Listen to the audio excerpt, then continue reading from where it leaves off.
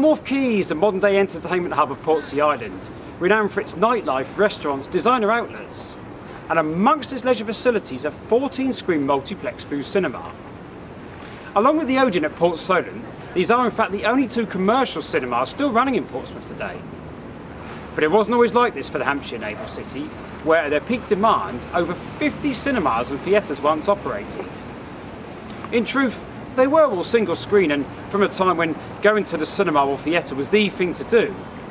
However, this was still a remarkable statistic for the city's then 250,000 population, and in comparison to similar sized places. Possibly the main reason for this was the vast quantity and variety of servicemen that were stationed here, including those from visiting navies.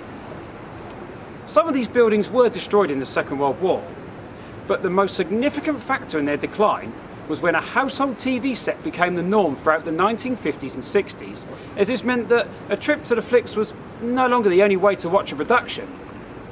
Far cry from the technology we take for granted now.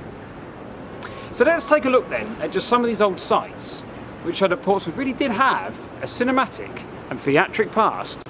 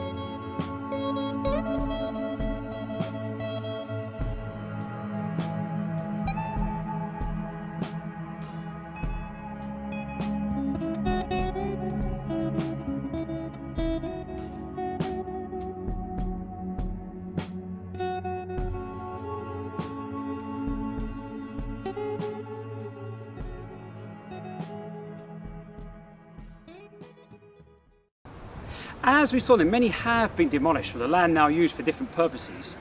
But I'm pleased that a fair number remain and have established new leases of life, ensuring that these fabulous old picture houses are kept in good use. Thanks to their restoration projects and the continued help from volunteers, Portsmouth can still boast 3 of its historic Grade 2 listed theatres. There is the ornate Groundlings Theatre here in Kent Street, Portsea, which dates back to the Georgian times and was formerly part of the Beneficial School. The other 2 of the city's acclaimed playhouses consist of the beautiful Victorian New Theatre Royal in Guildhall Walk, and in Albert Road, Southsea, the iconic Edwardian King's Theatre. So is the age of the cinema really finished? Here in the Portsmouth Historic Dockyard you can find the No. 6 Cinema, a fine independent venue that hosts 275 people, and where since 2012 a range of recent movies, all-time classics and little shown films could all be enjoyed on the South Coast larger screen. It part occupies Boathouse 6, which is another Grade 2 listed structure, so this time it's the cinema's turn to help keep a grand old building in use. Perhaps then the signs are there for a revival. I couldn't finish today without paying a visit to my native North End and find it really sad to see the disused Odeon cinema across the road from me, and I think of the childhood memories I have from there. There have been fresh plans announced this year to redevelop the site with the construction of 15 new homes and retaining the supermarket at the front. Of course, it's never a good thing for a building to stay derelict, and I prefer to see recycled land used for housing rather than green open space. Although, as we've discovered in this programme, when such landmarks disappear, it really is a piece of culture that is gone forever. And after the inspiration I've gained from today, it has made me wonder if this London Road attraction could live to fight another day.